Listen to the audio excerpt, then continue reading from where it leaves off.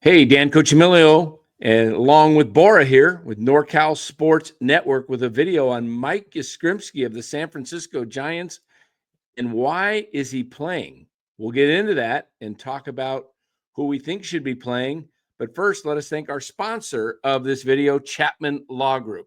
Check out Chapman Law Group in the video, in the description of this video, or give them a call at 415-613-9483 and let them know NorCal Sports Network sent you. Chapman Law Group could be a personal injury situation. Maybe you've recently had a fender bender and just want to get some advice. Give Chapman Law Group a call.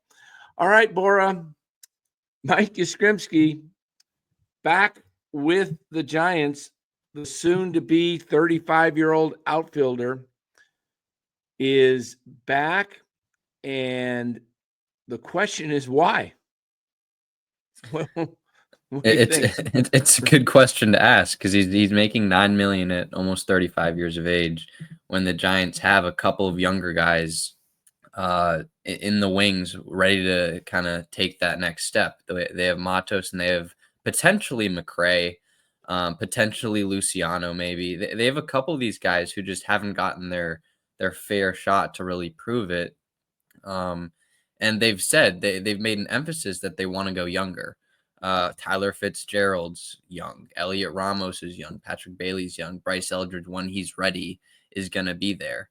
I don't understand why they're sticking with 34-year-old Mike Yastrzemski, soon to be 35. When this isn't a winning team. It's pretty much a 500 team. It's a fourth place team. This team isn't going anywhere the way it's constructed now. And I mean, Mike Yastrzemski's been here 1, 2, 3, 4, 5, 6 years already. What has he contributed to make this team a playoff team? In 21, when they were a playoff team, he had an okay year. Nothing special. He hit 224. He had 25 homers. 106 OPS plus. His batting average the last 4 years, in 2021, it was 224, 22 was 214, 23 was 233, 24 was 231. He's a career 239 hitter. I don't understand the fixation with this guy. He's 34 years old. He's older. I get that he plays hard. I get that he's a good culture guy, but you need to find out what you have in Matos, McRae, and or Luciano, because sooner or later it's going to be too late, and these guys are going to be not eligible to be sent down to the minor. They're going to be out of options, or they're just going to be their mental health is just going to be diminished. Absolutely. Take a look at the batting average, and he's living off that 2020 shortened season where he played 54 games, hit 297, was 8th in the league of MVP, which is a joke, of MVP for 60 games. And you look here, and then the next year or the year before that, he had a pretty decent year, hit 272. But as you mentioned, look what he's done since 21, 224, then 214 and 22, and then 233, and then 231. And if you look at his projections for this year, take a look at the projections, Bora. The 25 projection is that he'll get 421 at-bats out of 475 plate appearances. He'll hit a paltry 226, 16 homers, 53 RBIs.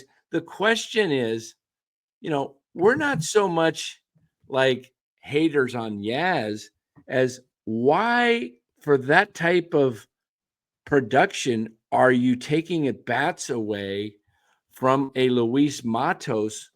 Imagine if Luis Matos had got those 400 plus at-bats. How many at-bats does Matos have in his career? Well, we got it right here for you guys. He's had a total of 378 at-bats in his career. Now, he hit 250 his first year in 2023 in 253 plate appearances, 250 for a rookie, not bad. It's really tough, as you know, Bora, to get into a rhythm when you're up and down, in and out of the lineup. And if they're going to platoon, we all know that the majority of pitching in baseball is right-handed, approximately 70%. So that gives the lion's share of at bats to Yaz and stunts the growth of your potential future ball players. If there was a platoon, I'd much rather see it be Matos and McRae. I don't want to see Yaz. Not that, Yaz is not a good ball player. He's an excellent right fielder, very solid glove, can give you some production. He's a smart base runner too. He knows how to base run. Yeah, I have nothing against but he's not. He needs to be on a really good team. The Red Sox are improving. They just added Bregman the other day. Why not make a move and see if you can get somebody young? Red Sox have several really good prospects. I don't think you're getting a top prospect for Yaz, but you can get maybe Yaz and somebody else in a deal. Maybe you can get a prospect. I don't know, but what's your take on this whole idea of what the Giants have done with Matos? You mentioned Luciano, and we saw it with Ramos last year. He was on his last option. Bart was on his last option and was out of options, and they had to basically trade him for a bag of peanuts. If they don't get any real good production and really get to see what Matos and Schmidt and there's one other one, Matos, Schmidt. There's one other one that's out of options after this year. Luciano. This is Luciano. Thank you. Those three, they're going to be in the same position as Bart was in the 26 season. All of them will have to be on the 26-man roster and stay on it. And if they get sent down, they have to go through waivers. It's the philosophy of this organization the past couple of years has just not been it. You don't, for your top prospects, even any of your prospects, you don't just bring them up and bring them down, bring them up, bring them down, bring them up, bring them up, bring them down. You don't mess with them like that, because these younger prospects, these younger guys are kind of fragile and they're delicate. They're not established in the league. They aren't 10-year veterans where they have the confidence built up to know I belong here. They don't have that. So when you, as an organization, don't value those prospects and are continuously just bringing these guys up for 2 days, then sending them down to AAA for a couple days, and they're constantly on the road, they're constantly flying. It's just a recipe for disaster, and that's what we've seen the past couple of years with Luciano. I know there was a couple of things on Luciano online where he just felt like he wasn't comfortable, and that was pretty obvious by just looking at him. So I'm not going to say I expect a bounce back here from Luciano, but I think going forward we're going to see a better version of him. Going back to Yaz though, and I can say this with Wade too. I could probably say this with a couple other players. Is Yaz really the deciding factor between this team making the playoffs or not? The answer is no. You could easily, like you said earlier, you could easily have a platoon. If you're going to go with the platoon, and Melvin, I don't know who said it, but they've said they're going to go with the platoon of Yaz and Matos.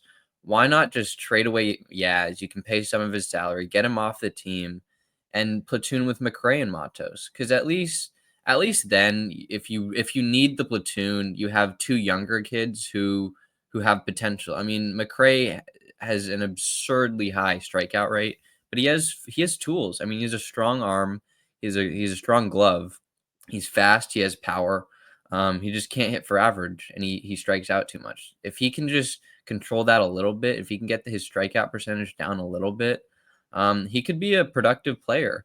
And I'm not so sure that the defense in right field would drop off too much if you went from Yaz to McRae, because McRae's a pretty good defender. Right. I don't understand. I really don't understand the philosophy with going young with some positions and then old with some positions. It's the same thing. It's like pick a lane. Pick a lane. We've said this so many times before. It's pick a lane. Either go young or go old.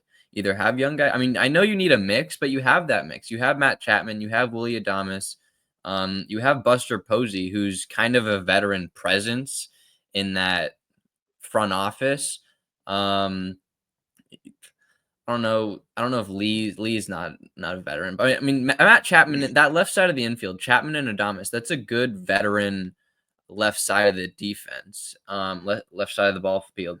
You don't need a Yaz to help the outfielders. I don't think. I think you can Right. just go young and let them figure it out themselves. Here's an issue. It's kind of interesting because the Giants, they've got all these guys that are either in their last year of option years, they're arbitration eligible guys like Wade and Yaz, and then they got these 3 guys that are signed for 5 years or longer. And Lee's got 5 more years.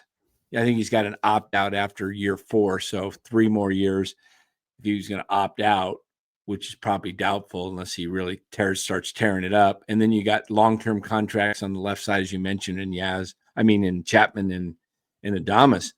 But getting back to this lineup, I think Yaz is really only in the lineup because the Giants don't have any left-handed bats. They only have Wade and Bailey that hit from the left side that's, is ticketed to be in their lineup. That's it. Yaz and Bailey and Lee. Basically Lee and Bailey. And so it's Lee and Bailey, and they need And to Wade, balance they it have Wade out. too. Oh, that's right. Wade, Lee, Bailey. So they're balancing it out. I think I would rather, a lot of these managers nowadays, and the Dodgers have a perfect mix of it and they can do it, but they like to go left, right, left, right, left, right. And that way, pitchers can't come in and face the minimum of 3 batters, and it's 3 right-handed batters that are in the lineup. And I get that, but are you better off having a guy that's not as very productive left-handed hitter that strikes out 25, 26% of the time in Yaz, or a guy like Matos who has the capability of putting the bat on the ball more and only strikes out about 13% of the time and needs to play? I just think it's time to let the young guys play where there's a clear cut. There's really no clear cut dominance of the older player. Okay. Like shortstop, it's very obvious Adames has to play. You don't have anybody in this organization that can play. I did like having Casey Schmidt get an opportunity to play third, but you already committed to Chapman, so fine. You're committed. There's nobody else that you're going to play above Chapman. But in a situation like at first base, you got Wade and Flores. We did a video earlier on Luciano. Why not have a spot for Luciano to play somewhere? Right field. Why do we want to play Yaz when we're clearly built the team that looks like they're really trying to they're trying to see what they got in some of the young guys. So it's not like they're really going for it. It doesn't appear they're trying to go for it with veterans that they didn't go after Alonso. They didn't go after Bregman. Yet they said they tried to go in on a trade for Tucker. So I don't understand where, it's like, okay, we went for Tucker. We didn't get him. So we're just not going to even try. We're just going to. Does that make sense? It doesn't make sense. Nothing what they've done this offseason really makes sense because they've said a lot of one thing and they've done a lot of the other thing. Going back to what you said about the lefties in the lineup, and you and I were talking about this earlier, just at the end of the day, just play your best players. And I understand that Yaz right now might be the better option, but there's a pretty good likely that he's going to get injured sometime during the season because he's going to be 35. He's had hamstring issues in the past. So Yaz might be the better player right now, but I think Matos could be the better player for the organization in the future. Because how old's Matos? 22, 23? I will pull that up for you right now. Luis Matos is 23. He turned 23 just a few weeks ago, January 28th. So he's So 23. I mean, he's young. That's young for most guys start coming to the league like 24, 25-ish. So he's right on the border of that. And I yeah, mean, he has the potential. He doesn't strike out a lot. He can put the bat on the ball. He has great hand-eye coordination. And he's not a center fielder, but I think he's he's an average to above average defender on the corners. So I really and you know what? Something that a lot of people don't think of, and you brought this up a couple of times, is last year when Ramos, Luciano, and Matos were all up and they were all playing. What was their record? it was either 9-1 or 8-2. They went on a nice 10-game It was stretch that where they were Pittsburgh winning, and then the Mets. and they just played It was that really. road trip. Yeah, they were playing really well. They played really well. Everybody was happy. I mean, that youth energy can bring something, and that's something that's really underrated, I think, in sports in general. Is the energy of the Absolutely. youth can be something, and it can. I'm not going to say it can last for an entire season, but it can give a little bit of a boost to the clubhouse. Right. And then the Giants, Luciano struggled with some key errors late in the games at shortstop, and they pretty much just said, "You're done." And they have not known exactly where to play him. I don't understand the organization's thinking. Look, most people said he wasn't a major league shortstop. They kept sticking with it, even through spring training. They had given him the job, and then he got hurt a little bit. Then they signed Nick Ahmed, and they made it a competition, and Ahmed won it. And it was like, you didn't know he was not a shortstop at that point. What have you been doing for the last several years in your organization? And so my big gripe over Luciano is they had all winter to work, and they said they're going to make him an outfielder. What is he going to do? Play left field and take over Ramos' spot? I mean, why would you not try him out at first base? You don't have a first baseman that's part of your future. Wade and Flor, we know Eldridge is the first baseman in the future, but that's more likely late 25, early 26, the beginning of 26 season. So what happens if Luciano goes out and learns the first base position in the offseason and starts getting 400 or 500 at bats and has a really productive season? Now you've got potential. All of a sudden his value shoots up. Now you have more assets to trade if you need to make a trade, or you can find, you can do something. I don't know. There's just a lot more options when guys perform and you give them the opportunities. So that's kind of what we're saying here. The Giants need to give these younger guys opportunities. And if Matos can play and produce, all as that does is give you more opportunities for a better team. And if there is trade situations that come up, the more guys you can bring up and perform, the better you have a chance to make moves. And that's just, when the Dodgers went out and signed Ha-Seong Kim, that day I said, look for Gavin Lux to be traded. He's going to get traded. And sure enough, it was within days. And he moves to the Cincinnati Reds. That's a good spot for him. And the Reds are building something. So that's what the Giants need to do, is kind of take that model that Cincinnati has been doing the last couple of years and letting the young kids play. And then as they get the at-bats and the experience and the confidence, they're able to grow into that and become better. Like the Reds, they still struggled, but their players are getting at bats, and they're going to be now a probable contender in the National League Central this year. Mm-hmm. So, well, guys, tell us what you think of this. Luis Matos, should he be playing over Yaz? Should they be going with McRae? We're not ripping on Yaz. We're just saying he's 34, going to be 35. And at what point do you actually let the young guys play? The Giants messed that up in 23 and 24 when the team was not good. They didn't give these guys a chance. now's another year. Let's let these young guys play. That's what we're saying.